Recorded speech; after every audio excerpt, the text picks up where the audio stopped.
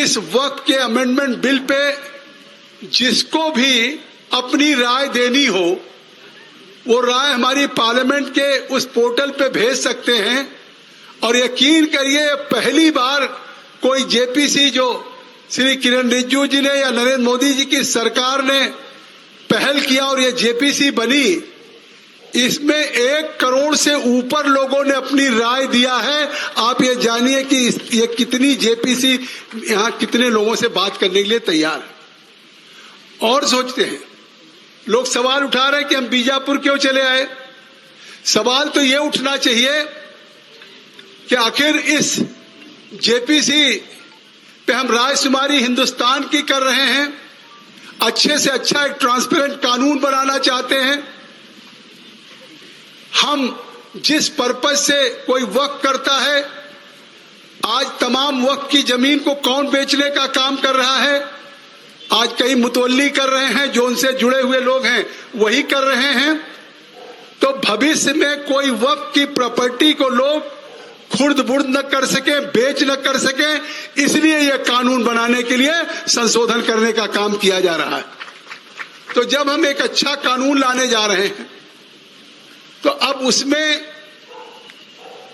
स्वाभाविक है कि जब हमने जेपीसी के लिए लोगों से राय मांगी तो आपने सुना होगा एक जाकिर नायक है जो भगोड़ा, जो मलेशिया में बैठा हुआ, उसने वहां से अपील किया कि अगर लोग उस पोर्टल पे डालेंगे कि हमको इस अमेंडमेंट का कानून नहीं चाहिए, तो 50 लाख लोग अगर अपनी राय भेज देंगे तो ये कानून ड्रॉप हो जाएगा। तो इससे साफ है कि अगर मलेशिया में बैठा हुआ जाकिर यहां लोगों को कह रहा है तो एक ऐसा कानून आने जा रहा है जो अब इस कानून का कोई दुरुपयोग नहीं कर पाएगा। मैं आपसे ये कहना चाहता हूं। आखिर क्या जल्दी पड़ी है?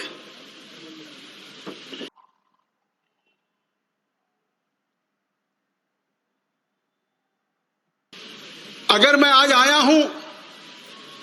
तो मुझ पे सवाल करने के बजाय कि मैं क्यों आया हूं, मैं सवाल पूछना चाहता हूं कि अगर भारत की लोकसभा में स्पीकर श्री ओम बिरला जी ने एक कमेटी का गठन किया, ज्वाइंट पार्लियामेंट्री कमेटी का,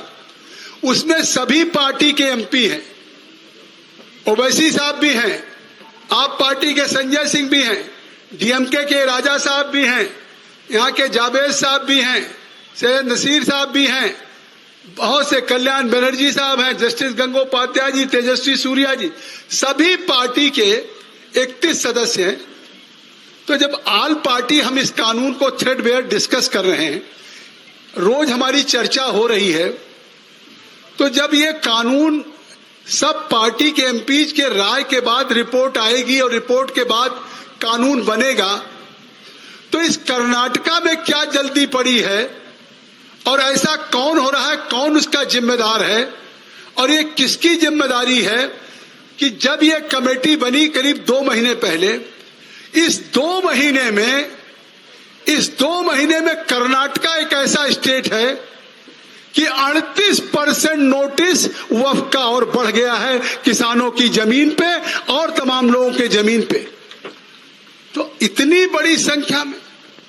जैसा अभी हमारे तमाम शोभा जी ने कहा, तेजस्वी जी ने कहा, और पूरे प्रदेश में एक एजिटेशन शुरू हो गया। आखिर इतनी क्या जल्दी? जब एक ट्रांसपेरेंट कानून आ रहा है तो किसी को जिले जिले में जाके अदालत लगाने का काम, और जिसको कि ये वक्फ की प्रॉपर्टी, हम बहुत विस्तार नहीं जाना चाहते हैं, बहुत से डॉक्यूमेंट, बहुत टाइम लगेगा। मैं एक उदाहरण दे रहा हूं कि एक किसान जो मल्लिका अर्जुन हैं, इंडी तालुक के हैं, विजयपुरा के, उन्होंने कहा they handed me thick document showing the Waqf had a claim on my land, कि उनकी जमीन पे उनको एक डॉक्यूमेंट दिया गया कि आपकी जमीन, लैंड जो है आपकी जमीन वो वक्फ की है। But I am not an educated, उन्होंने कहा मैं एजुकेटेड नहीं हूं इसलिए मैं उस डॉक्यूमेंट को पढ़ नहीं पा रहा हूं, लेकिन मैं ये जानता हूं कि ये जो जमीन है, मैं बरसों से फार्मिंग करता हूं,